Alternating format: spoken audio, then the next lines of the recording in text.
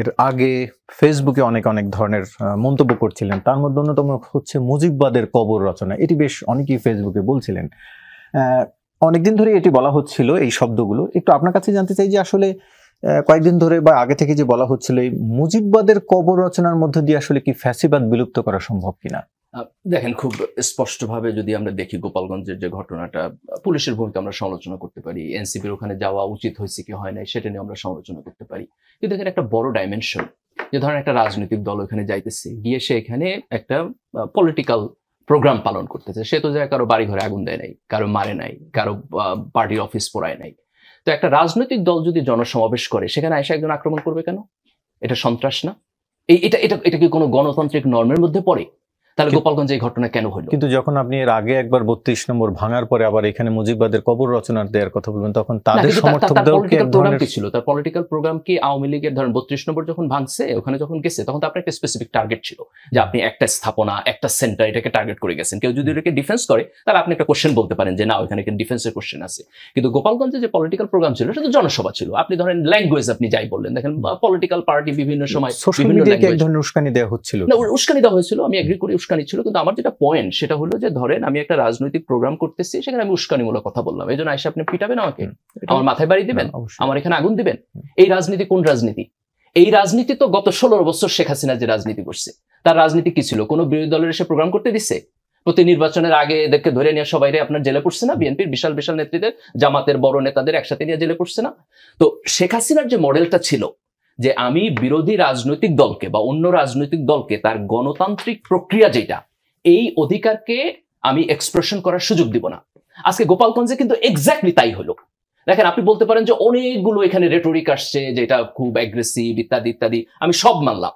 কিন্তু আপনাকে কে নৈতিক অধিকার দিল আমার রাজনৈতিক সমাবেশে এসা আপনি আগুন দিবেন, আমার চেয়ার পোড়াবেন? এটা তো কোনো গণতান্ত্রিক আচরণ না। তাহলে আজকে গোপালগঞ্জে যেটা হয়েছে, তারা খুব স্পষ্টভাবে, মোশাররফ ভাই যেটা বলছে, এটা পুরোনো আওয়ামী লীগ, তারা খুব স্পষ্টভাবে দেখাই দিল গত 16 বছর তার যে ফ্যাসিস্ট অ্যাটিটিউড ছিল, সেই অ্যাটিটিউড থেকে তার বিন্দুমাত্র কোনো চেঞ্জ হয় নাই। এবং আপনি যদি তাকে আবার ক্ষমতা দেন কোনোভাবে, সে যদি আবার আসতে পারে, সেই একই আচরণ করবে, এক্স্যাক্টলি সেম আচরণ করবে। আপনার রিফাইন্ড আওয়ামী লীগ নিয়ে কথা বলছি না, রিফাইনটা কোথায়? রিফাইনটা তো এই জায়গায় হবে যে আপনি বলবেন যে না, আমি 3টা ইলেকশন চুরি করছি, এটা ভুল হয়েছে। আপনি বলবেন যে রাস্তাঘাটে পুলিশ যে ছেলেপানদের মোবাইল চেক করতো, এটা ভুল হয়েছে। কে ফেসবুকে স্ট্যাটাস দিলে তার যে ডিজিটাল সিকিউরিটি একটা আমি ধরে নিয়ে যেতাম, এটা ভুল হয়েছে। আমি যে 3,500 লোকের গুম করছি, এটা ভুল হয়েছে। আমি যে বিএনপির জনসমাবেশ হলে পুলিশ দিয়ে পিটাইছি, এটা এটা এটা এটা ভুল হয়েছে। আমার যে রিজভী সাহেব তার পল্টনের অফিস থেকে বের হইতে পারে নাই, এটা ভুল হয়েছে। আমি যে খালেদা জিয়ার আটকায় রাখছি, এটা ভুল হয়েছে। আমি তাকে গণতান্ত্রিক স্পেস দিব। আজকে গোপালগঞ্জের এই ঘটনা আপনি সব ডাইমেনশন থেকে চোখ ফিরায় নেন, শুধু একটা ডাইমেনশনে রাখেন, যে আমরা একটা গণতান্ত্রিক সংস্কৃতি চাই, যে এখানে আমি টকশো করে খুব সুন্দরভাবে আমার বাসায় যেতে পারবো, কেউ রাস্তায় আমার আটকাবে না। আমরা এমন একটা সংস্কৃতি চাই, আমি চাইলে আজকে একটা প্রোগ্রামে যা বক্তব্য দিব, আরেকজন এসে আমার মাথায় বাড়ি দিবে না। তো গোপালগঞ্জের এই কালচার আপনারা কি বললো? এই কালচার বললো আওয়ামী লীগ যে ফ্যাসিবাদের মধ্যে ছিল, এখনো সে ফ্যাসিবাদের মধ্যে আছে। আওয়ামী লীগ কিন্তু তার ক্যারেক্টার স্পষ্ট করে দিচ্ছে। আমাদের কোশ্চেন হলো, এই ফ্যাসিবাদের বিরুদ্ধে আমরা যারা সংগ্রাম করছি, আমরা সে ঐক্যের জায়গায় আছি কিনা? আমরা আমরা আমরা এই ফ্যাসিবাদকে যে উত্তরণ করতে চাই, সেই জায়গায় আছি কিনা? আমি আরেকটু বিষয় জানতে চাই, যে আপনি বলছিলেন যে আওয়ামী লীগ সেই ফ্যাসিবাদের জায়গায় আছে, আপনারা কি ভাবছিলেন যে এই 1 বছরের মধ্যে আওয়ামী লীগ সেই জায়গা থেকে সরে গেছে? যে আওয়ামী লীগকে দেশের মানুষ হটিয়ে দিয়েছে 1 বছর আগে, 1 বছরের মধ্যে কি তাদের সেই পরিবর্তনটাও কি আপনারা আশা করে সেখানে? আমি আশা করেছিলাম, অবশ্যই আমি আশা করছিলাম। আমি ভাবছিলাম যে দেখেন, এটা আপনি বলতে পারেন যে এটা উইশফুল থিঙ্কিং, কিন্তু আমি যেভাবে ভাবছি যে আওয়ামী লীগ একটা বড় রাজনৈতিক দল ছিল, তাই না? দেন তারা মুক্তিযুদ্ধের নেতৃত্ব দিচ্ছে 91 থেকে আপনি 96, 2001 ইলেকশন, 2008 নিয়ে নানান প্রশ্ন আছে, সবকটা ইলেকশন যদি দেখেন, তার 30-40% মানুষের ভোট পাইছে। এত বড় একটা রাজনৈতিক গোষ্ঠী, তারা সবাই একসাথে ক্রিমিনাল অ্যাটিটিউড করবে, চিন্তা করবে, এটা আমার জন্য খুব কষ্টকর আসলে চিন্তা করা। আমি ভাবছিলাম যে আওয়ামী লীগের একটা অংশ চিন্তা করবে যে না, এটা আসলে মূলত শেখ হাসিনার নেতৃত্বে তার নিজের ওন পার্টি এরা হাইজ্যাক করছে এবং সেই পার্টিকে ক্রিমিনালাইজ করছে, এবং এই রাজনীতি থেকে আমাদের বের হয়ে আসা উচিত। কিন্তু আজকে যে গোপালগঞ্জে 90% ভোট পাইছে এর আগে আওয়ামী লীগ, আজকে গোপালগঞ্জে যে ঘটনা ঘটলো, এই পুরোটা আওয়ামী লীগের ব্যাপারে আমাদের আসলে রিথিঙ্ক করতে হইব যে আসলে তারা কোন জায়গায় দাঁড়ায় আছে। একটু ছোট করে আমি আপনার ছোট করে আরেকটু যদি যুক্ত করতেন, মুজিববাদের কবর রচনার মাধ্যমে আসলে ফ্যাসিবাদ বিলুপ্ত করা যাবে কিনা? দেখেন, এই প্রশ্নটা এভাবে আসে যে এটা খুব একটা ইন্টারেস্টিং পয়েন্ট। বাংলাদেশে 3টা অটোক্রেটিক গভর্নমেন্ট হয়েছে। একটা হচ্ছে শেখ মুজিবুর রহমানের বাকশাল, একটা হচ্ছে আপনার এরশাদের মিলিটারি রুল, আর আরেকটা হলো শেখ হাসিনার। তো 3টার মধ্যে 2টাই আওয়ামী লীগ। এবং আওয়ামী লীগের এই পর্যন্ত যদি আপনি পার্টির লিডারশিপ যারা লম্বা সময় রুল করছে, 2 জন, শেখ মুজিবুর রহমান আর হচ্ছে শেখ হাসিনা।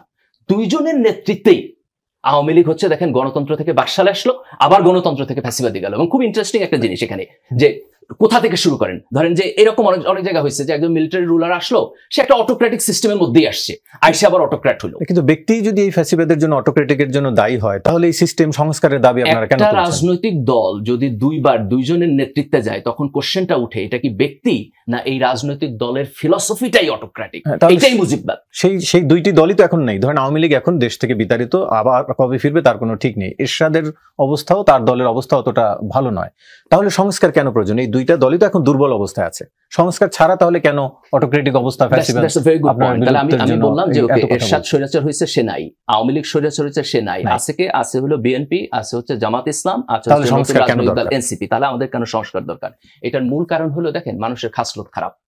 আপনি যদি মানুষকে প্রপার সিস্টেমের মধ্যে না রাখেন, তাহলে মানুষ কখনো প্রপার অ্যাটিটিউড করবে না। এটা খুব স্বাভাবিক। আপনি যদি মোরাল জায়গা থেকে চিন্তা করেন, যেমন ধরেন যে রাস্তায় আপনার ট্রাফিক লাইট নাই, ট্রাফিক পুলিশ নাই। এখন আপনি যদি মনে করেন যে প্রত্যেকটা ড্রাইভার এত ভালো হইব যে সে আইন কানুন সব নিয়মিতভাবে মানবে, এটা দুনিয়াতে কখনো হয় না। মানুষকে যেটা করতে হয়, একটা সিস্টেমের মধ্যে রাখতে হয়।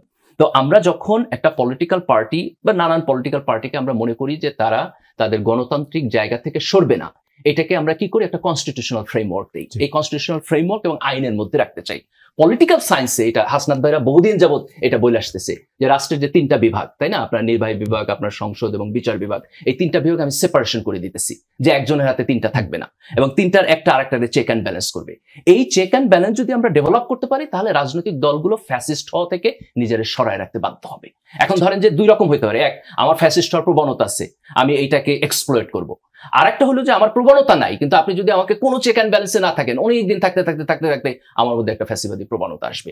এইটা যাতে এখন বিএনপি, জামাত এবং এনসিপির মধ্যে না আসে, সেই কারণে আমরা